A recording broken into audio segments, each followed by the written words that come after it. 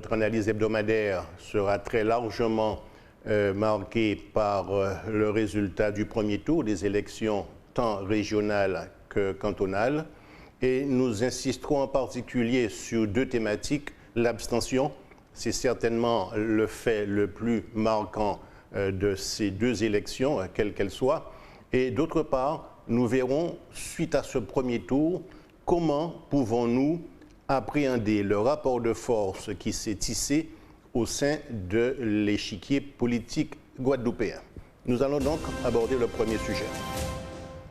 Alors, concernant l'abstention, la majorité, en tout cas le sens commun, considère que la cause de cette abstention est en particulier liée, alors on parle de désamour par rapport à la classe politique, mais par une certaine méfiance, voire une certaine défiance vis-à-vis de la classe politique.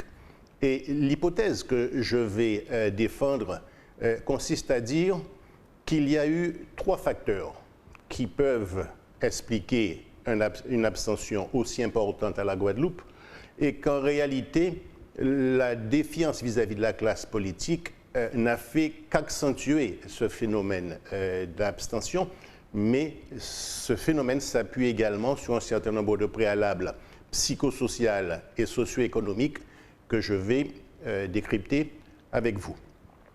Sur le plan quantitatif, je voudrais rappeler qu'en 1998, je prends les élections au cours des 20 dernières années, et il y avait 45% d'abstention. Donc il y avait encore en 1998 à peu près 55% des électeurs qui allaient voter. On a constaté une érosion progressive de la participation, donc une augmentation proportionnelle de l'abstention qui est en général de 2 à 3 points à chaque élection, au point qu'à la dernière élection, lors du premier tour, il y avait une abstention qui était supérieure à un peu moins de 53%. Je parle des élections de 2015. Or, on constate qu'en 2021, on passe à quasiment plus 14 points d'abstention, donc moins 14 points de participation. Expliquons cette évolution brutale. Et à mon avis, on peut émettre trois hypothèses. La première hypothèse est liée à la Covid-19, non pas parce que les électeurs ont eu peur, pas du tout. Le risque de contamination, reconnaissons-le, est extrêmement faible. Par contre, il y a eu plusieurs dispositions, par exemple celle qui consiste à empêcher la liberté de circulation, à obliger le port du masque, à limiter, en tout cas, à imposer des conditions particulières, à créer du confinement. Et ces dispositions ont eu, me semble-t-il, pour première conséquence, le fait que les citoyens que nous sommes se soient rapprochés de leurs cellules familiales, qu'il y a eu donc une forme de repli sur soi, mais ce repli sur soi a deux conséquences. La première, c'est d'échanger en grande proximité avec sa famille, mais également, sous le plan existentiel, de se poser un certain nombre de questions.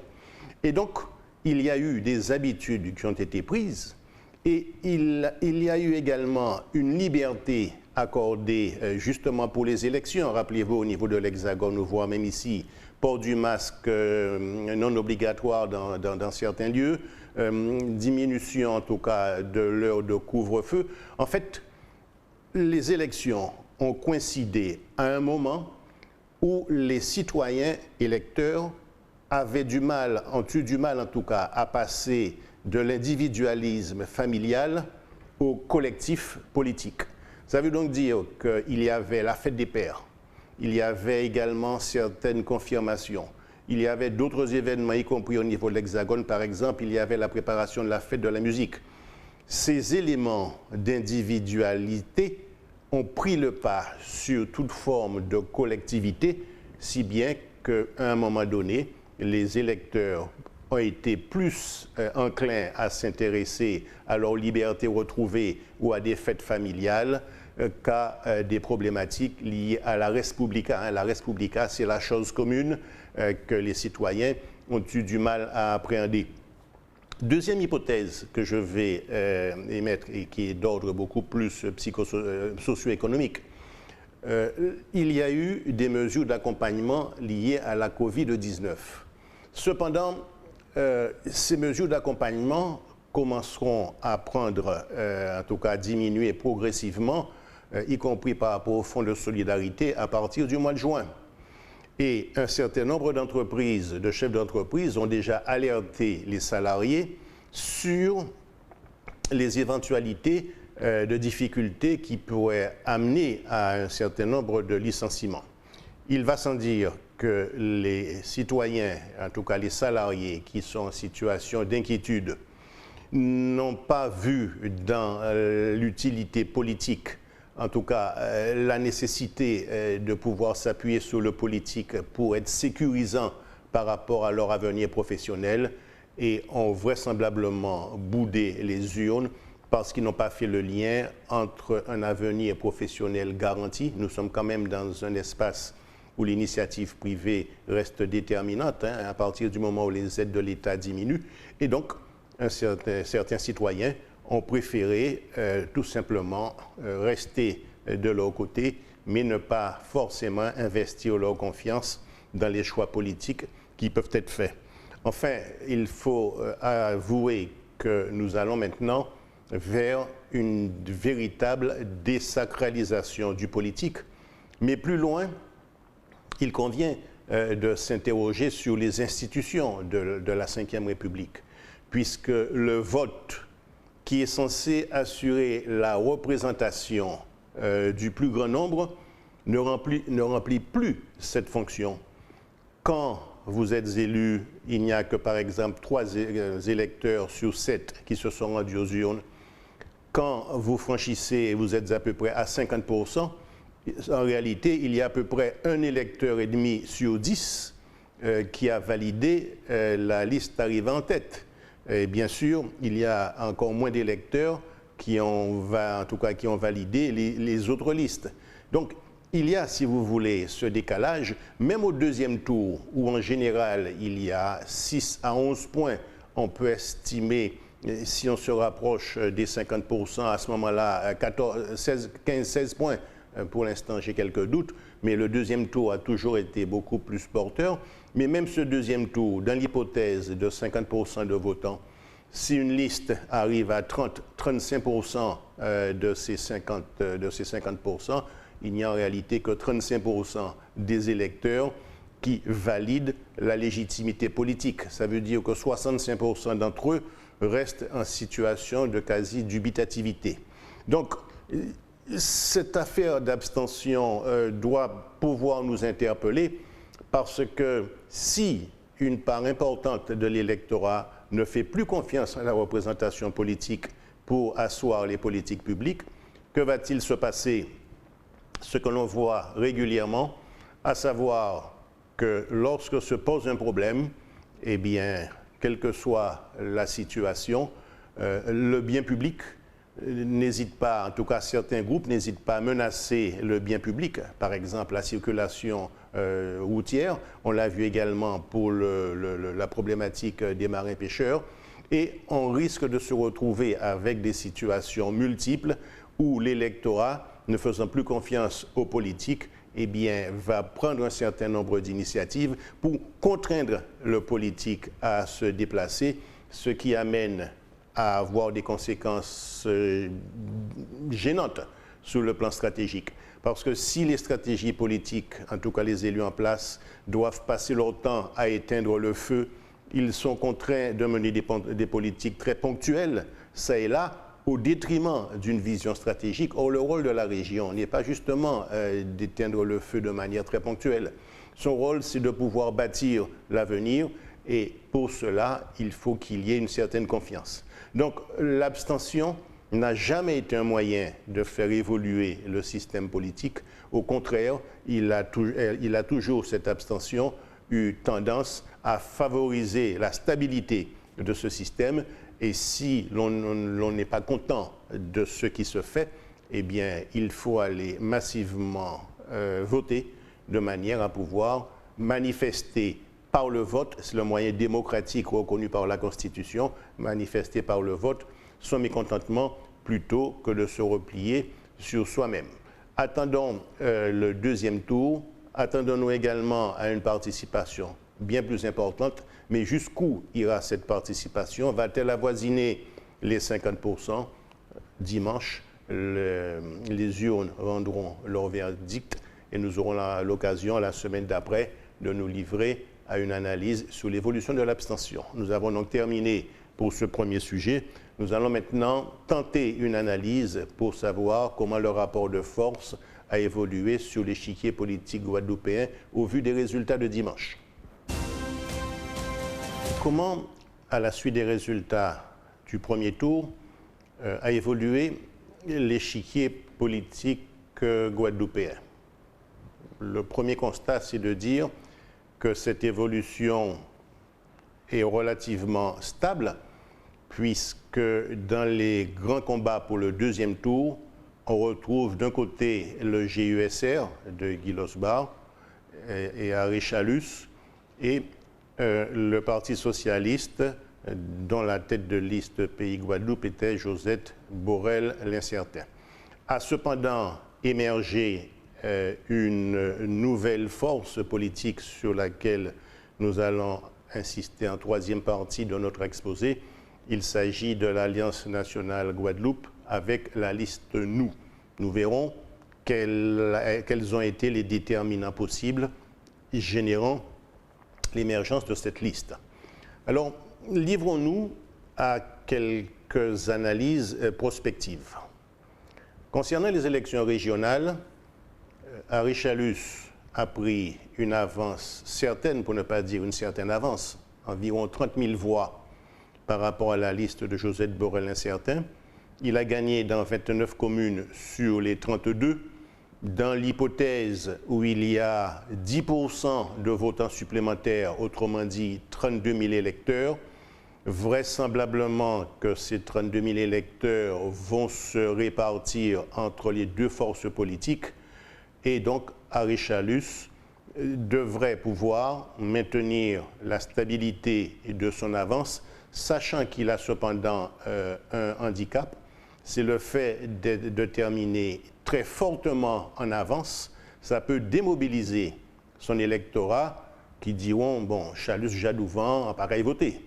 C'est une réaction qui risque de ne pas être négligée, surtout ne pas être négligée parce qu'elle peut amener le leader à voir ses scores, en tout cas son avance, diminuer parce qu'une partie de l'électorat qui se mobilise et surtout un électorat d'obédience beaucoup plus relevant du Parti socialiste. Même s'il faut constater qu'Harry Chalus a gagné dans la quasi-totalité des villes socialistes, alors même qu'au niveau des cantonales, les maires socialistes pouvaient se maintenir. Donc, pour les élections en tout cas le deuxième tour des élections de 2021 régionales, la menace pour Harry Chalus, c'est simplement la démobilisation de son électorat. Vous verrez que pour les cantonales, l'issue du scrutin est beaucoup plus incertaine. Pourquoi? Partons du postulat que les binômes qui sont en ballotage favorable gagnent, ce qui n'est pas toujours une évidence, surtout lorsque dans certains cantons, les binômes sont très proches. Par exemple, la présidente du côté des Abîmes, 3e canton, il y a à peine 64 voix qui la séparent du binôme constitué par Louis Galantine.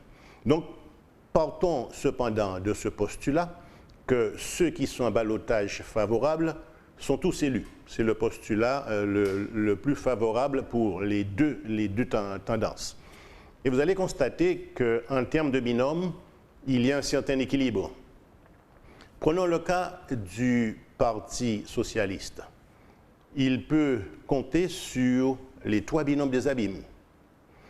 Il peut compter également sur les 3 binômes du Nord Basse-Terre, Sainte-Rose 1, Sainte-Rose 2 et le Lamentin. Ça lui en fait 6. Il peut compter également sur le binôme Élie Califère et également le binôme Marie-Evelyne Ponchatteau et Jules Otto. Donc il peut compter légitimement sur 8 binômes. En ce qui concerne le GUSR, il peut compter sur Saint-François, puisque là je cite toujours, je rappelle les binômes qui sont en tête et on émet l'hypothèse qu'ils sont élus. Il peut compter sur Saint-François, Pointe-à-Pitre, Morne-à-l'Eau, Petit Canal et Le Moule, puisque Gabrielle Louis Carabin a annoncé qu'elle soutiendrait le GUSR.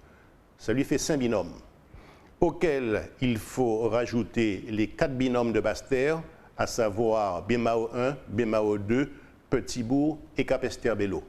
Vous constatez que quand on fait l'analyse du rapport de force, absolument rien n'est joué pour les départementales, puisqu'aucune des forces n'a la capacité à pouvoir, en tout cas, déséquilibrer l'autre.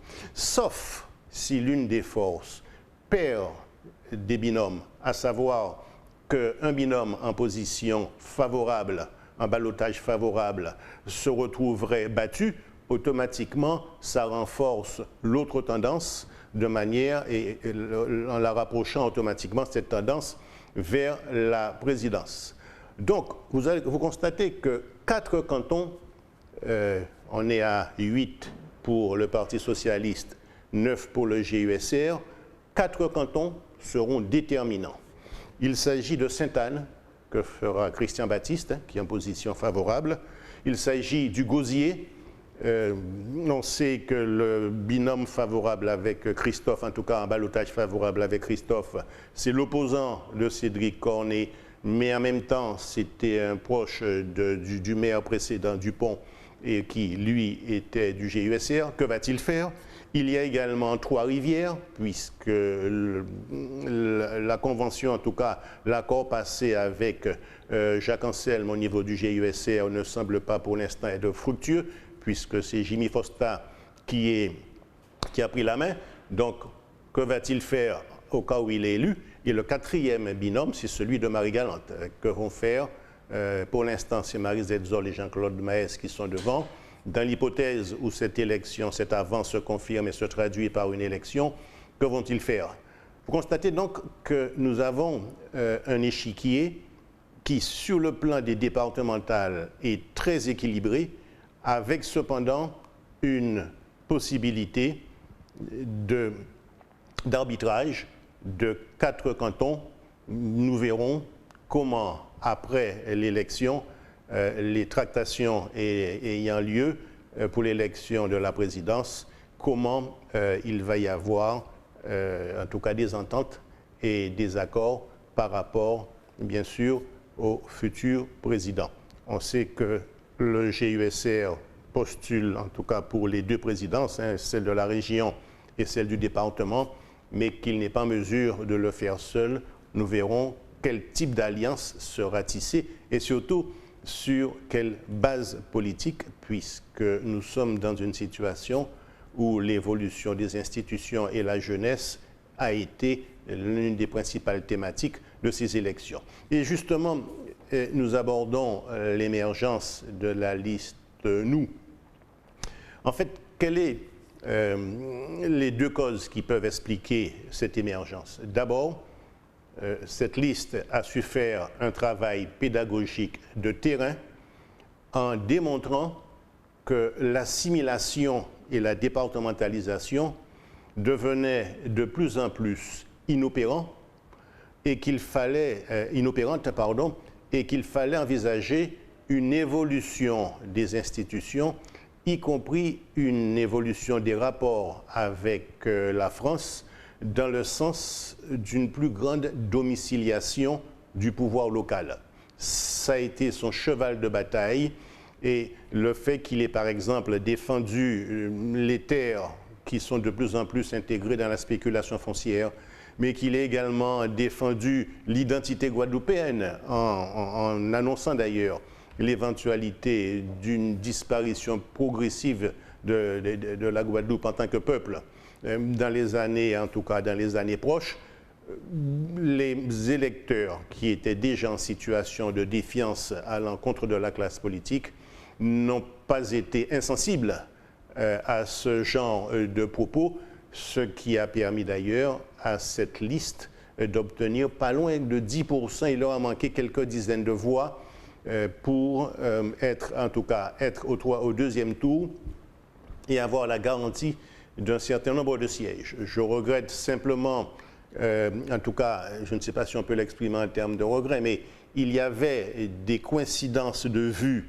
entre Alain Plaisir et Ronald Selbonne, ne serait-ce que pour le nationalisme économique, et il n'y a malheureusement pas eu entre eux d'alliance. Alors je dis malheureusement puisque Alain Plaisir a fait, je crois, un peu moins de 3%, 2,85 si ma mémoire est bonne. Ces quelques voix auraient permis justement à cette dynamique d'être présente au niveau du Conseil régional et, à mon avis, très largement d'enrichir le débat. En tout cas, cela veut dire que l'aspect institutionnel, la domiciliation du pouvoir local, l'émergence de nouveaux rapports avec l'État ne sont plus des éléments de peur, en tout cas qui suscitent l'inquiétude et l'effroi, et progressivement, on voit que la conscience collective guadeloupéenne, probablement alimentée au niveau des jeunes, évolue vers un besoin plus important de prise de responsabilité, mais les élus ont aussi le challenge de pouvoir sécuriser les électeurs de manière à légitimer davantage cette demande de prise de responsabilité. Vous avez constaté qu'il y avait 12 listes, qu'il y en a 3 donc qui ont émergé, même s'il y en a une, la liste Nous, qui n'aura pas de siège, et que toutes les autres listes qui se revendiquaient de la société civile ont été des listes qui n'ont pas été validées par le suffrage démocratique. La question est de savoir, peut-être pourquoi un tel phénomène. On ne peut pas parler de rejet, puisque c'était leur première apparition, mais ils n'ont pas, en tout cas ces listes, elles n'ont pas été suffisamment séductrices, et donc il faut bien comprendre que l'électorat, en même temps qu'il se méfie de la classe politique, il ne confie pas non plus la responsabilité politique à ceux qui n'ont pas encore fait leurs preuves. Donc il y a une réflexion à mener, parce qu'une liste de la société civile n'est pas forcément une liste de la société politique, et il me semble que pour l'instant, l'électorat fait la différence entre les deux. Nous avons terminé notre analyse sur ce deuxième plan. Nous nous retrouvons donc vendredi prochain, où nous pourrons, au regard de nos hypothèses et au regard des propos tenus, vérifier si l'abstention a beaucoup diminué. Est-ce que les binômes qui sont actuellement en tête sont ceux qui se maintiennent, ou est-ce qu'il y a des binômes qui sont battus? Est-ce que le président de région, qui a une avance conséquente, accentue cette avance ou au contraire perd du terrain? Nous aurons la réponse et nous analyserons tous ces éléments vendredi prochain. Merci pour votre attention et je vous souhaite une bonne soirée.